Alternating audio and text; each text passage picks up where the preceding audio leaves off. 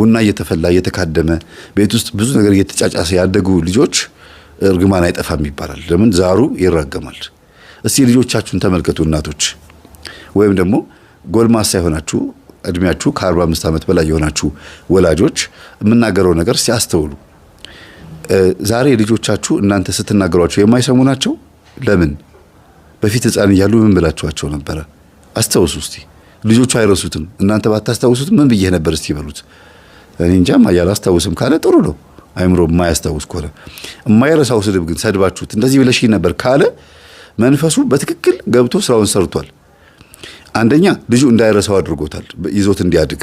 ሁለተኛ ነገር ደግሞ ስራ እንዲሰራበት በላዩ ላይ በልጁ ላይ እርግማኑ ስራ እንዲሰራ አድርጎታልና ልጆች ስድብ የማይረሱ ከሆነ ያንን ስድብ እያብሰለሰሉ የሚያድጉ ከሆነና ድንዝዝ ካሉባችሁ እና ስታርጉ ደግሞ ማነው አብራችሁ ስትኖሩ ደግሞ እያደጉ ሲመጡ የባህሪ ለውጥ ካለባቸው፣ የጸባይ ለውጥ ካለባቸው፣ የመጥፎ ጸባይ ለውጥ ካለባቸው የእርግማናችሁ ውጤት ነው የሚሆነው፣ እንደ ቀልድ የተናገራችሁት ነገር። ስለዚህ መርቋቸው።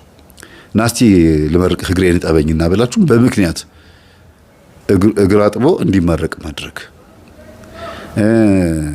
ሌላም ደግ ነገር አድርጎ እስቲ አትክልቷን ኮትኮት አድርጋት፣ ወይም ደግሞ ውሃ ቀዳልኝ እስቲ እንዲህ አድርግልኝ፣ ልብሴን ካልሴን ጠብልኝና መርቃለሁ፣ ምርቃት ጥቅም አለው እያላችሁ መመረቂያ ምክንያት እና እስቲ ጎንበስ በልብላችሁ ዝም ብላችሁ ብትመርቁት አይገባውም።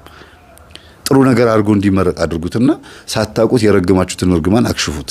እናንተ ውስጥ ያለውን ጠላት ያኔ በልጅነታቸው አብሮ ካፋችሁ ጋር ሆኖ ሲራገም የነበረውን ዛሬም ድረስ ሊሆን ይችላል አብሮ እየተራገመ ያለው መንፈስ በስግደት በጾም በጸሎት እንደምታወግዙት ሁሉ በጥሩ ነገር በማድረግና በመመረቅ ደግሞ እርግማኑን ወይም ሟርቱን መምታት ይቻላል ማለት ነው።